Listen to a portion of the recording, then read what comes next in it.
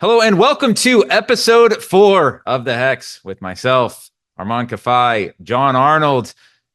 We're all back in Dallas this week. And John, the news cycle happens so fast now. I feel like you were in Guadalajara last week and now we have an MLS playoff game tomorrow. I know, man. Imagine, working in the industry. I know you do, but the turnaround, it just never ends. A lot of times my wife will, hey, when is it going to get relaxed? When is it going to be?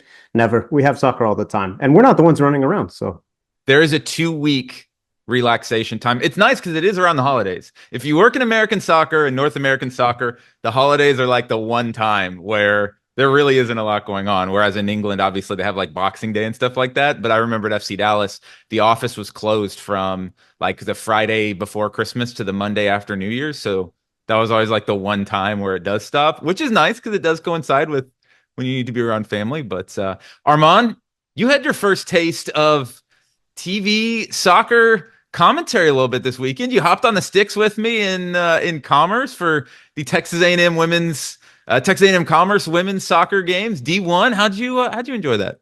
Honestly, it was a lot of fun. It was actually a lot of fun. It was a blast calling the game with you. And we saw kind of two really interesting games. We saw Commerce win a game and then kind of get their ass kicked in another game. So it's we know. It was super interesting. Get to the analysis. Fun. We know the results, obviously. it was great though. It was super They gave up a goal and in the first 45 seconds of the game on Sunday, where the central defender was like shielding a ball, trying to get the goalie to come get the ball. Oh no. Goalie never came. We don't have a word for that in English, but in Spanish they call that a locker room goal. Like you just straight up from the locker room scoring. So it's like a gol de vestido. Locker room goal. Gol de vestido. Gol de vestido. Well, let's get into it, guys. It was decision day. We got lots to get into. Let's hop into topic number 1. A crazy Saturday of MLS Decision Day action. We saw a couple of playoff spots up for grabs. We saw a lot of seeding up for grabs. A lot of big winners on the day. Atlanta going into a playoff spot. LAFC taking the number 1 overall seed in the Western Conference. Armand, who was your biggest winner from Saturday? Well, in terms of a biggest winner, I have a bit of a different approach to it. I'm actually thinking Cincinnati had a very strong performance. They're up against a team. They're up against a team, and he said he had a different approach. This is a very different approach. Yeah. They're up against a team in the Philadelphia Union who leads the league in expected goals, desperate to score, desperate for a playoff place. And if they would have won, they would have been in, plain and simple. Instead, they shut them down and they produced opportunities of their own. I mean, for a team that has been in a disarray, it's been in a mess. It's good to get a good result like that, especially on the road, and take that momentum into the playoffs. So for me, I'm not saying they're going to be hot. They're going to have super great performance or anything. I'm asking you who the biggest winner here is. All right, fine. I'll do it. I'll take LAFC. That is different. I'll take LAFC. That's different than the outline. The outline said impressed, and you said biggest winner. That's different. Biggest winner for me is LAFC. I mean, look, we saw the drama, we saw the back and forth, and I think that they're going to benefit from this moment of seeding, right? It's so... Like there's a lot of weird things that can happen in the MLS playoffs. And I'm not necessarily saying that the Rapids are going to, really give the Galaxy a series. But I think just being able to play, especially if you end up getting the Whitecaps who had to forfeit home field advantage because of this weird situation they're going through with motorcycle rally or a team you just beat, by the way, about a week and a half ago, too. A Whitecaps team. And they beat all these teams, right? And I think that's why if you're LAFC, you go into this feeling great and you feel like you've done something on decision day. So not that I think some of these teams at the top, Inter Miami, Crew, LAFC, even the Galaxy, I don't think they need momentum per se, but it doesn't hurt to feel like you did something on decision day. I think it makes coming back to work probably Tuesday, Wednesday a little easier. And then you're focused on, like you're saying, a team that you feel that you've beaten. So I would say that for me, LAFC is the biggest winner. And I'm not talking about XG, and I'm talking about these are the winners on the field that are going to benefit most from their playoff seeding that they earned on decision day. There's a little bit you have to say of psychological advantage too, of like a here we go again, right? Because if you are the Galaxy, you haven't done it. LAFC has done it. You haven't done it. And I think the case can be made that the Galaxy are a better team than LAFC right now at this point. But from a psychological perspective, one game playoff, Armand, that was a huge moment. We were texting back and forth. I let out a yell when Houston scored that 98th minute winner. That You've always been a Dynamo fan. Yeah, I've always been a Dynamo fan. They put out a stadium named after him, Robertson Stadium, way back when. So that's true. Well, my big winner actually from the weekend is Atlanta. I'm not going to come here and say that they're going to go and even beat Montreal. This is a Montreal team that I saw them lose to in person a couple of weeks ago, and they got their asses kicked. But if we're talking about winners, we also have to highlight the fact that whoever does advance, I put out a tweet that was like, the English Championship, the playoff final has that $50 million game to get promoted. Well, this game on Tuesday night, we're recording on Monday afternoon. Tomorrow night, from when we're recording, that game is for probably millions of dollars of value, because if you win that game, you have a Miami home game. And if you're Atlanta, now, of course, Montreal, Stade Saputo seats, about 18, 19,000. Atlanta plays in a 60,000 seat NFL stadium.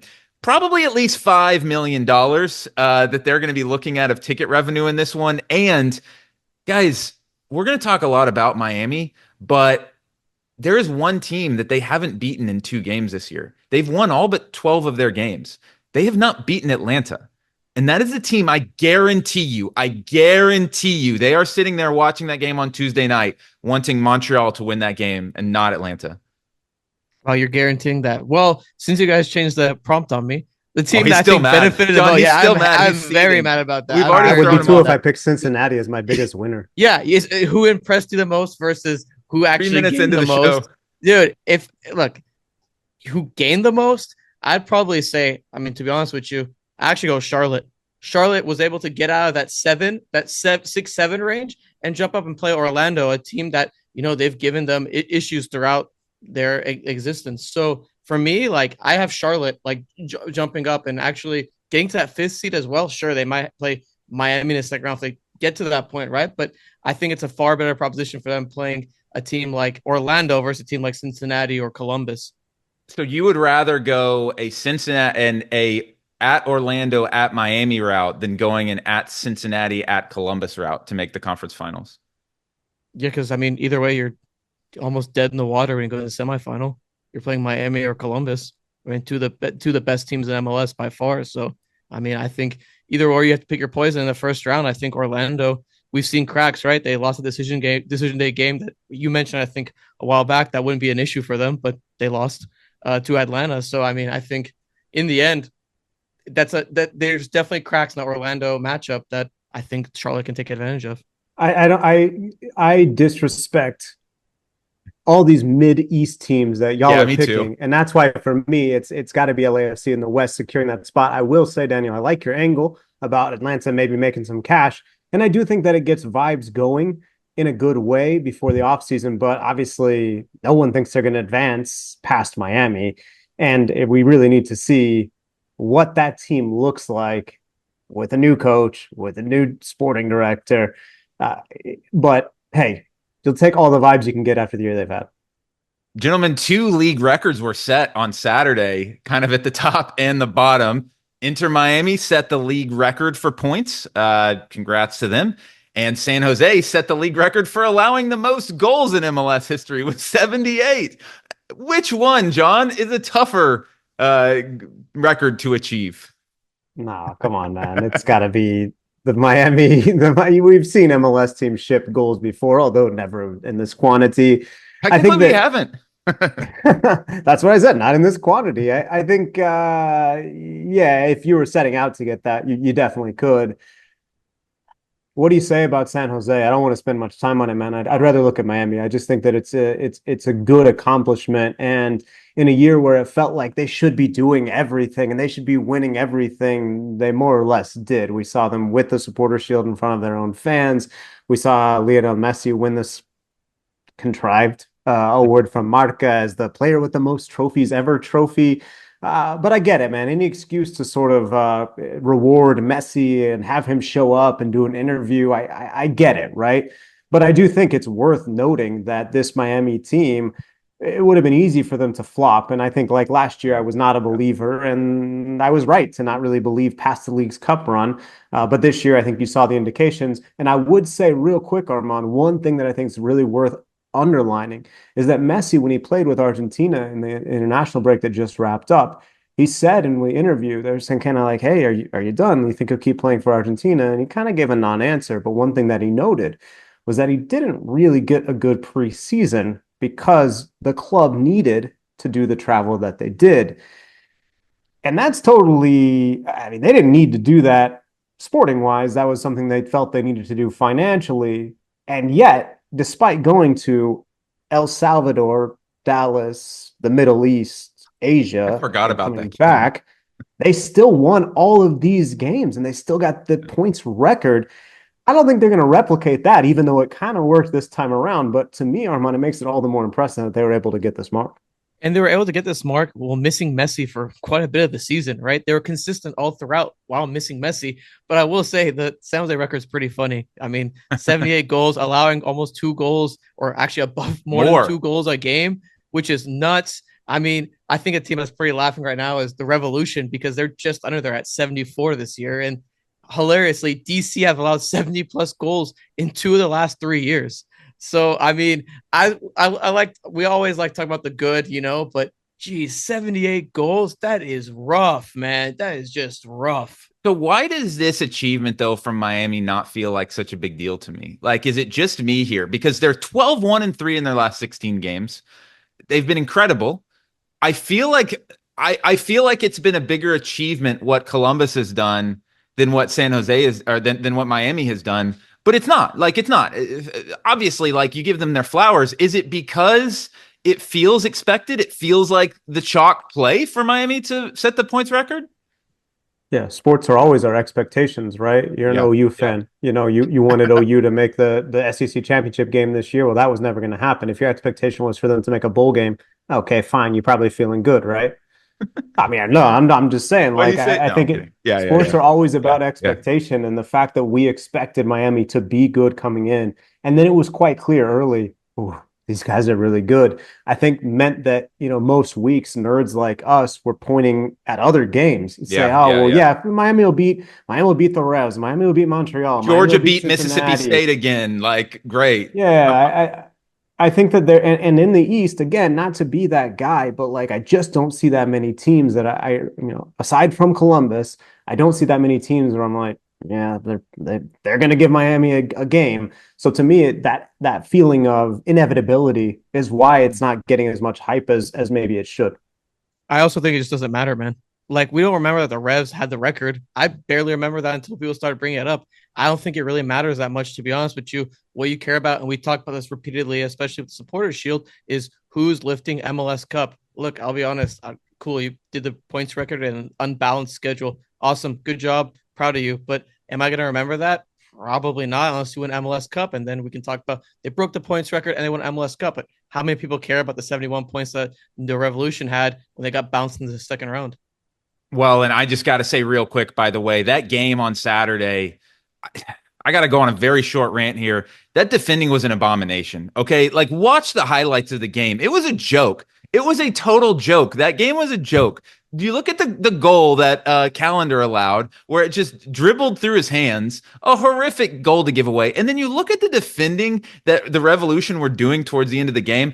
I don't know if Caleb Porter is going to stick around after the season or not, but that team was not giving an effort. And we did see teams that had nothing to play for yesterday or Saturday night giving plenty of effort. You go up 2-0. There was no pride on the line, and they were almost watching and applauding Messi like everyone else on the field. It was like they were just happy to be the one getting dunked on in the poster. So you had the under? All right, guys. Now, while they aren't used so much in Europe, playoffs are a part of not just American soccer, like North American soccer. Playoffs are very common around the region. The concept of the playoffs is normal. The format of the MLS playoffs is not normal. Armand, give me your thoughts first. What can they do to tweak the playoffs, and maybe who benefits the most from it, or does anyone benefit? What can be done here? So we're jumping into the negatives. I like that. Well, first off, who benefits from it? The owners. The owners benefit from it, from having a home playoff game guaranteed by every team. Like, that's great for the owners, and playoff games make a lot of money for them. In terms of sporting merit, the best of three is one of the most confusing. I mean, to me, it's very confusing. because again, the whole point of it, like in soccer and across the world, we talk about aggregate. We talk about, okay, you scored X amount of goals, this, and that. I just don't get it. I don't get why MLS cannot replicate what Liga MX does with their playoff system. Give them and I think we spoke about this on the weekend, Daniel, give them the plus almost 0.5 advantage due to seeding. Sure. You still get the extra home games, especially if you do the 2-leg setup. I mean, the problem with the previous setup was that setup kept running into international break and it felt super long. MLS has this international break problem. They cannot figure out ways unless they do the one game that was really popular before this new best of 3 format came.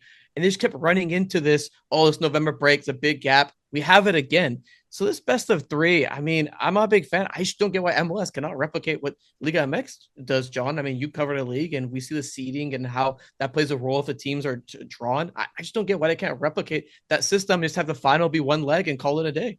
Yeah, I think that you understand why owners want a home game. And I think in soccer, you do have this tradition of kind of home and home, of the idea that home field advantage maybe weighs a bit more heavily than it does in other sports. And since it's a low scoring game, you need those 2 games to sort of differentiate. One thing that I like, and we're talking about in the Americas, Costa Rica has a system that rewards the team that finishes first. So essentially what would happen this year is, let's say LAFC beats Miami in MLS Cup. You then have another final, another crack, another bite at the apple for the team that finished first, which really makes the regular season feel like it matters. You'd have to work on it. The league is much bigger in MLS than it is in Costa Rica, and you have many more variables and much longer travel. Some of these teams are going 5-10 minutes to play each other in Costa Rica. So I like that idea. I think that's what needs to be asked, is kind of how to make the regular season matter and make that advantage felt without totally handing it to the team that finishes better, because that's the fun of playoffs. I will say, I think we got to stop screwing with it. Like, something has to stick. I don't think this is it. I want to see them change it, but I'm personally not a huge MLB fan, but I like it casually. And I don't know what the heck I get it now that they're at the World Series, but even before that, is it best of 5? Is it best of 7? Is this a one game? I don't know. And I think that it gets confusing when you change what people are used to, which is what MLS has done in perpetuity. When's the last time we had the same format for 3-4 years in a row, Daniel? It's been forever. So for me, they do need to find a solution that's better, that finds a way to reward teams that did well in the regular season, but also let's find something to stick with it, man. Yeah, I don't think that there is to me, the bigger problem is not necessarily I don't think it hurts the higher seeds, the third game. If we look back last year, the top seed won all but one of the series. The higher seed won all but one of the series. And that was, Armand, you know which one of the higher seeds lost, because you were preying on their downfall the entire season. I can't remember. St. Louis, come on, man. Oh, St. yeah, Louis. that's right. Come on, memory, true hater. Hard-working day. Hard-working day. A true hater would know that St. Louis lost in that series. But on the flip side, 3 of the 4 lower seeds won the one-off in the next round. The issue that I have, though, is that it just takes too long. It just all takes too long. I just don't care by a certain time. There's too many games. And if you look... Cut teams or cut days, one of the other. You can't have both. You can't have 18 teams in it and a million rounds. I was looking, and this year, the Liga MX Clausura. Now, granted, there's 8 fewer teams. They have 10 teams. MLS has 18 teams that make the playoffs. It took 21 days, May 22nd to May 23rd, a 3-week playoffs. It's That's great. Not right. Whatever you said is not right. Yeah, that's a one-day play. That's one day. May 22nd, May 2nd, May 2nd to May 23rd. Sorry, May 2nd to May 23rd. It's a 3-week playoff. And that's what you love about the NBA, right? Is in a 7-game series, Tuesday, Thursday, Tuesday, Thursday, Saturday, or whatever, right? Like, there's very rarely more than 2 days in between games. Yeah, and then you reward teams that have depth that we're always talking about as necessary, that you want to have these players get opportunities, play in these big moments, academy prospects. I want player safety to be taken into account. You're going to have your stars playing in quick windows, but I definitely think that you could condense it and make a better product. The Liga MX goes from 10 teams to 1 in the same amount of time it takes MLS to go from 18 teams to 8. I think that kind of says it all. So we don't know every matchup yet. Tuesday and Wednesday night, we'll have the wild card round games, which I call the postseason. That's not the playoffs. But we do have Columbus versus New York Red Bulls, Cincinnati versus NYCFC, Orlando versus Charlotte, the Galaxy versus Colorado, Real Salt Lake versus Minnesota, Sounders versus Houston, and then LAFC will play the winner of Vancouver versus Portland, and Miami will play the winner of Atlanta versus Montreal. Armand, which matchup in the first round are you looking forward to the most? So I kind of alluded to it in the previous segments that we had, but since Leagues Cup, I just have some metrics for you. Okay, so according to American Soccer Analysis, Orlando is third in non-penalty expected goals for. Charlotte is fifth in non-penalty expected goals for as well. In terms of non-penalty expected goals allowed, Charlotte has the fifth most. Orlando has the 22nd. It has the 22nd most allowed. So Orlando, Charlotte is what you're looking forward to. What if he picked a different one after this? What if he picked a different one? No. Charlotte. That's why I'm going with RSL Minnesota, baby. However, Charlotte has the best keeper in MLS in Kalina, who saved 10.5 goals above expected. It's the first playoff game for Charlotte. It's a bit, I wouldn't say it's that close to a regional rivalry, but 7-hour difference. Is Oscar Pereira, a seasoned MLS veteran as a coach who's been in MLS, has been in the playoffs and done things, versus Dean Smith, who's had experience in the English Premier League, but never in a playoff setting. I'm excited to see Charlotte Orlando. I think it's one of the most even matchups that we have by far, and I think it's going to be super fun. I mean, we've seen Patrick Agyemang for Charlotte been excellent last week as a forward, scoring goals left and right, and I'm really excited to see the dichotomy between the two coaches. You have Pereira, again, a veteran who's done this before, versus Dean Smith, who's never been in this moment, who's never actually done a playoff setting. How does he handle this situation versus Oscar, who knows how to get results in these moments? So I think I'm excited for Charlotte Orlando. There's like an English tradition where the manager will invite the opposite manager for a drink after the game. I thought that was really interesting, and I had never heard of that before. In the playoffs? So Dean Smith is now that's what I don't think they'll do that in the playoffs until I guess the series is over. And I think it has to be at home, because I think you're inviting them into your So for game 2, I guess? I don't know. And obviously that's not the most important element, but I thought that was a cool tradition. Cool. And he said that cool. most people had taken him up on it this year. And if they hadn't, it was usually because they got to catch the flight, which, we've all been in post-game atmospheres in MLS where like the road team often is leaving quite quickly. I'm most excited for Sounders Dynamo. I just think it's going to be a tight series. I think the Dynamo under Ben Olsen have been like a really pleasant surprise.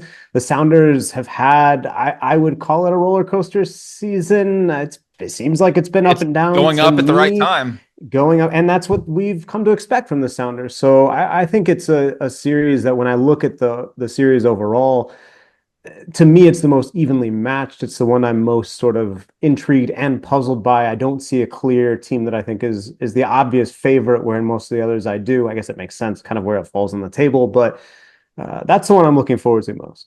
I'm actually, Armand, I'm shocked you didn't pick this one. I even made a backup because I thought that you were going to pick this one. For me, it's got to be Columbus, New York Red Bulls, right? Like, this is a fascinating matchup. These are the top two teams in the East in terms of expected goal difference. The Red Bulls are the team that, if you look at the numbers and if you look at all of the, underlying analytics, Mr. Analytics boy up over to this side, this is one where the Red Bulls can say, we were unlucky all season, and now we're going to prove it to you.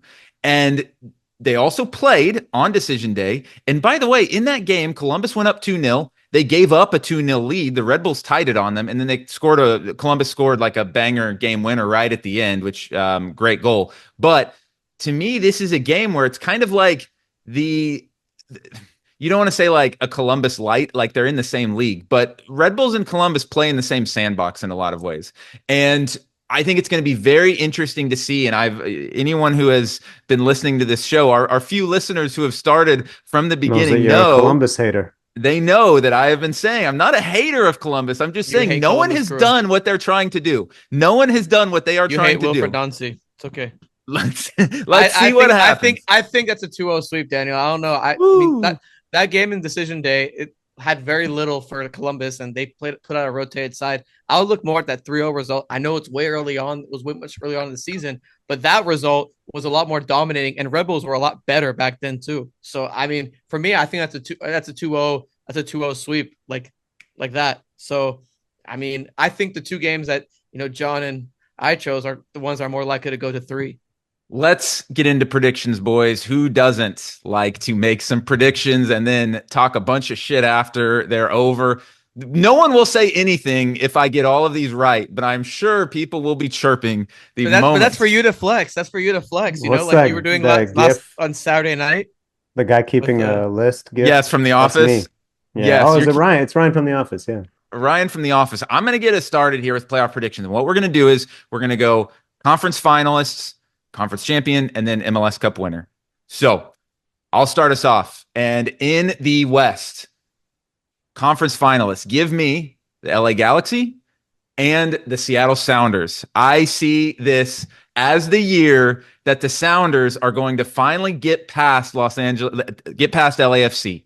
Now, if you look, the Sounders have been the best. I'm always looking for the best defensive team heading into the playoffs. And the best defensive team heading into the playoffs is the Seattle Sounders, without a doubt. They have 5 shutouts in their last 7 games. And if you look at who has been their bogey team this year, it has been LAFC. Every single game they play them in MLS and in League's Cup, they hit them on the counter. They sit back, and they hit them on the counter. To me, this is one where it is very difficult to beat a team 4 times in a row. And that is what what LAFC would have to do in a one-off. I don't think Seattle's going to have a big problem with Houston. I think Houston's had a great season, but I don't see them having too much. It's going to be tight. It's going to be like 1-0 in every game, but I think they do have enough to get past them, especially if it goes to 3 games. Galaxy are not going to have any problem with Colorado. They're going to destroy Colorado. So then it becomes that one-off. Give me the Sounders versus the Galaxy. In the East, I got the Columbus Crew versus Inter Miami. I effing hate this so much. I hate the chalk. I wanted to go for Orlando so freaking bad, but going chalk. Miami beats Columbus in the Eastern Conference. Miami makes MLS Cup. In the West, I've got the Sounders beating the Galaxy, going all the way to MLS Cup. I think the Sounders go past both LA teams. They win at the bank. They win at Dignity Health. And Miami gets a dodgy PK to beat Seattle in Club the final. Club World Cup preview with Inter Miami, the host nation, of course, a host team, and the Sounders. I'm going to pick Inter Miami as well to beat Columbus, to get into MLS Cup, and they're going to beat a team from LA. They're going to beat the Galaxy. I think the LA Galaxy. I'm a Ricky believer. I'm in, man. I just think that yeah, I got concerns about the defense. I got concerns about how they kind of fell apart on decision day. But I think ultimately that they're a team that the swagger's back, and I think that they've certainly been a rock in the shoe of LAFC before. I think it happens again.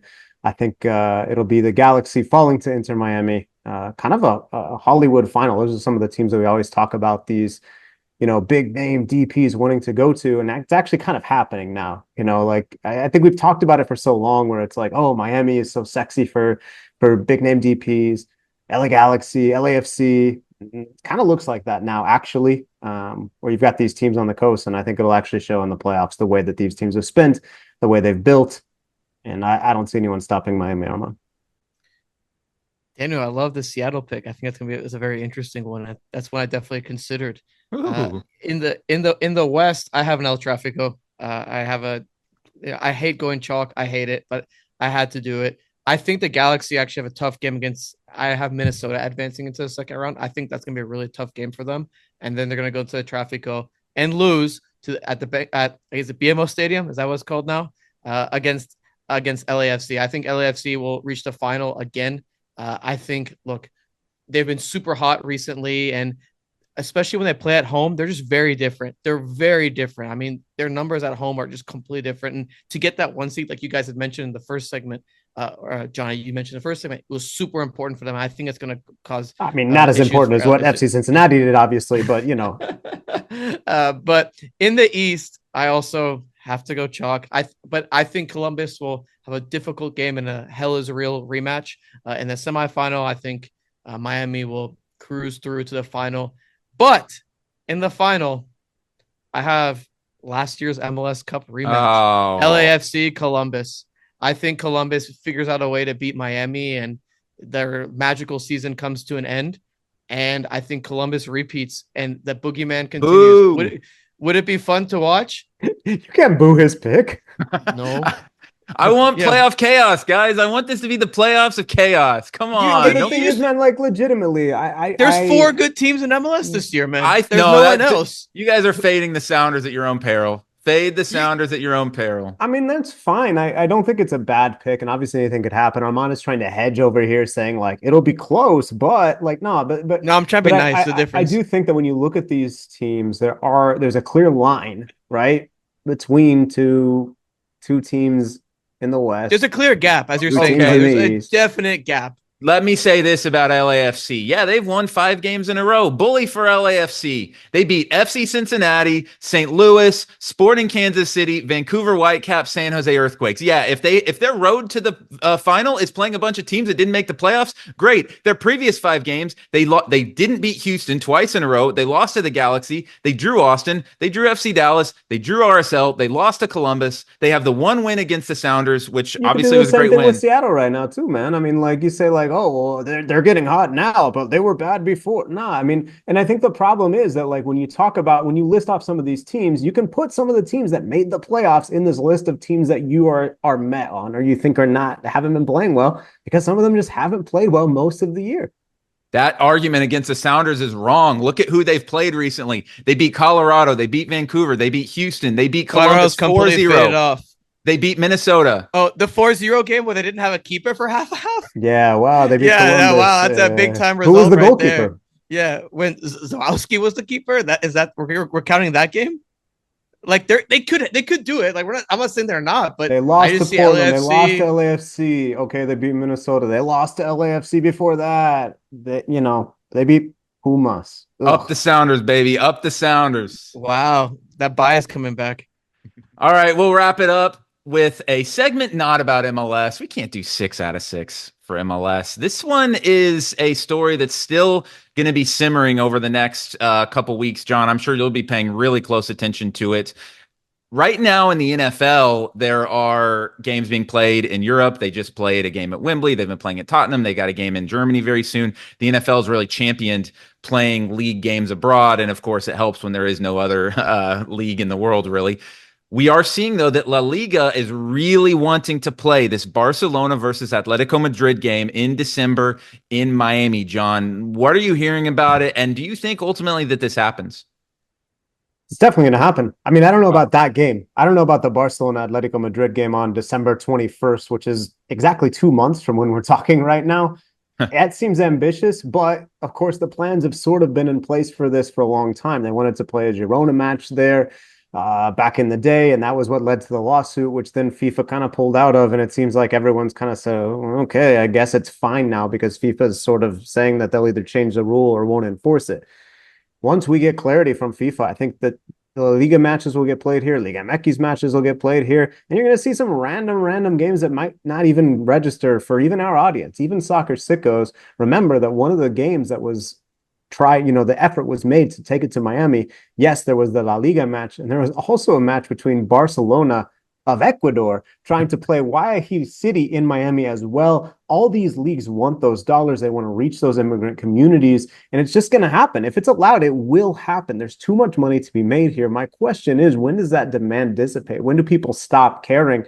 But it's not now, right? The people are still wanting to go to these games. If it's a Barcelona Atletico Madrid game at Hard Rock, it would sell out. We pray that the stadium security would be better than it was at Copa America, but it's going to happen sooner or later. What about the flip side here?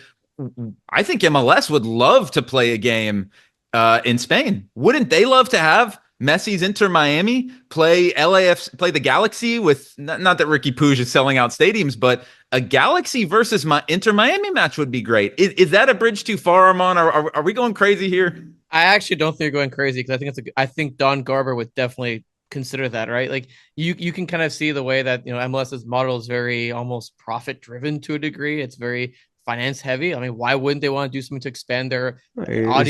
He's saying in London not just this the MLS week. model.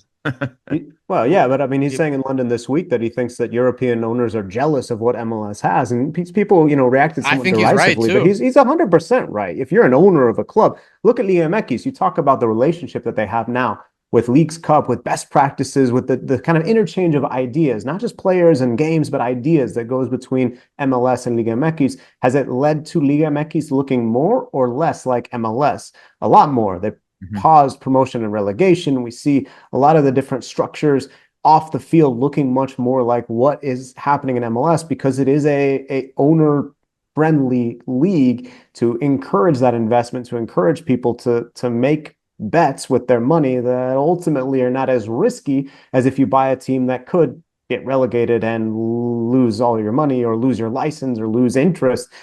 I just think that, yeah, it's an interesting idea, Daniel, this idea that, hey, maybe it goes both ways. But I do think it's going to be difficult for MLS to make this kind of brave new world that FIFA says they want to enter into a positive. Because to me, the only safeguard from keeping 100 games to Pandora's come to the box. US each weekend is that fans are not going to like this. But they're not going to like it in Europe. And they're not going to like it in maybe River or Boca. But like Barcelona fans in Ecuador, they understand, hey, maybe if we play a couple games in the US, we can finally sign that striker that's going to help us get to the Libertadores quarterfinals or semifinals. And Club America fans are going to say, well, I get to go to the Azteca one less time a year or two less times a year. But if there's a game that happens in LA and all of a sudden we're making money enough to bring in a player who we were losing to MLS before, I just think that the fans in those regions are not going to have the same reaction or power that European fans have, where they're going to protest against this. They're going to be mad. They're going to say this sucks. And the leagues are going to say, hey, it's going to be like the NFL. It's going to be once a year. I'm not so sure that safeguard is going to exist in these other leagues. And that's what concerns me as a football fan, but also for MLS's longevity, because if every single weekend there's a top Liga MX match taking place in LA, Dallas, Phoenix, Miami, it's going to be difficult to keep being the biggest draw in town. Yeah, I don't think MLS would want that. I think that, like you said, they're not worried if there's a Premier League game once a year in New York. That doesn't really make a big difference. But I don't think MLS and Liga MX would do it too much, because I think that they would start to kind of be pissing on each other's lawns here a little bit. But if you're Liga MX, why don't you piss on that lawn? Like, do you care if it looks as fertilized as it did during Leagues Cup? If you can go and just say, this is my lawn now, it's very green and lush and nice.